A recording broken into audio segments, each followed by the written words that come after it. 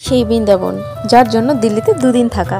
তো আজকে আমরা যাচ্ছি সর্বপ্রথম মথুরাতে, যেখানে একদিন স্টে করার পর পরের দিন যাব হচ্ছে রাধারানীর টেম্পল বারসানাতে, দেন তারপরের দিন হচ্ছে বৃন্দাবন। তো এই ব্লগে আমি শুধুমাত্র মথুরার গল্পই শেয়ার করব। তো চলুন মথুরার কিছু গল্প করে নেওয়া যাক। সর্বপ্রথম মথুরার বলতেই আমরা শ্রীকৃষ্ণের জন্মভূমিকে বুঝি। এইবার কিভাবে আসবেন? কেউ যদি মথুরায় আসেন তো সর্বপ্রথম দিল্লিতে থাকলে দিল্লি থেকে মথুরার দূরত্ব হচ্ছে প্রায় 2.5 থেকে 3 ঘন্টা। সেটা বাসের উপর ডিপেন্ড করে। 250 থেকে 300 টাকা পার পার্সন ভাড়া। আর কেউ যদি মথুরা জংশনে নামেন তো মথুরা জংশন থেকে মাত্র 3 কিলোমিটার পথেই রয়েছে শ্রীকৃষ্ণের জন্মভূমি। এই হচ্ছে আমাদের হোটেল।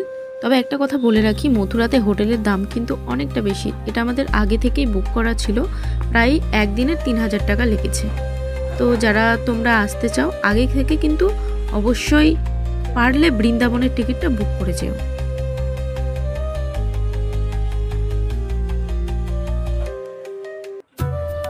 বলা যায় যে শ্রীকৃষ্ণের জন্মস্থান হয়েছে তার মামা কংসের কারাগারে।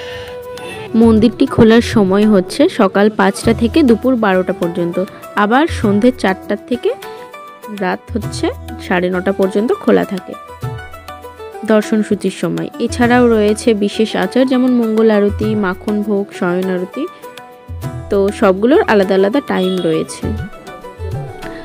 আর শ্রীকৃষ্ণের জন্মভূমিতে ঢোকার আগে কিন্তু ইলেকট্রনিক্স জিনিস নিয়ে নেওয়া হয়, যেমন মোবাইল ফোন, কারোর কাছে যদি পাওয়ার ব্যাংক থাকে, তারপরে হেডফোন, সমস্ত ইলেকট্রনিক্স নেওয়া হয় এবং 2 টাকা করে নেওয়া হয় পার ইলেকট্রিকের দরুন।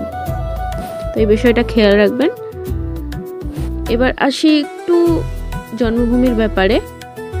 যেমন এই জন্মভূমির ভেতরে কিন্তু কেশবদেব মন্দির রয়েছে, গর্ভগৃহ রয়েছে, ভাগবত ভবন রয়েছে, পত্রকুণ্ড রয়েছে।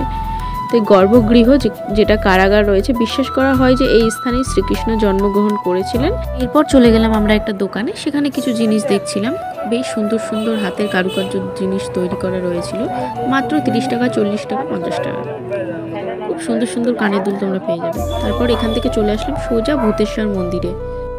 পুরাণ অনুসারে শত্রুঘ্ন মধু নামক অসুরকে বধ করে এই মথুরা নগরীটি প্রতিষ্ঠান করা হয়েছিল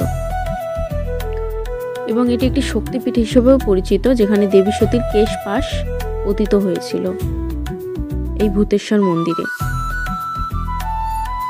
এই মন্দিরটি দর্শনের সময়সূচি যদি বলা যায় তাহলে সকাল 5টা থেকে দুপুর 1টা পর্যন্ত এবং সন্ধ্যা 8:30 থেকে 10:30 পর্যন্ত। মন্দির থেকে বেরোতেই একটা খুব সুন্দর নৃত্য চোখে পড়লো, তো আমরা দাঁড়িয়েই পড়লাম।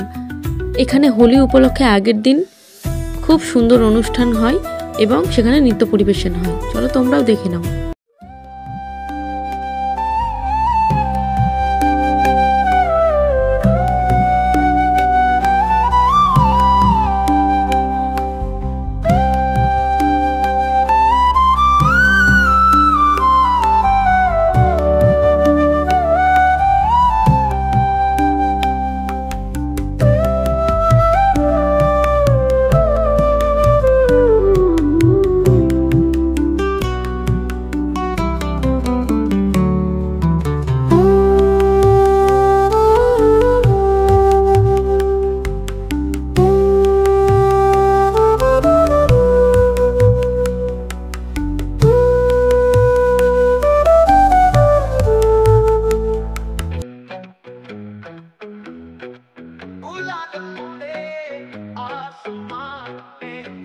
चढ़े हर इंसान में ढोल बजे रंग जमे होली का खुमार चढ़े। होली आई रे मस्तानों की टोली आई रे, गुलाबी नीला हरा सब रंग लाई रे।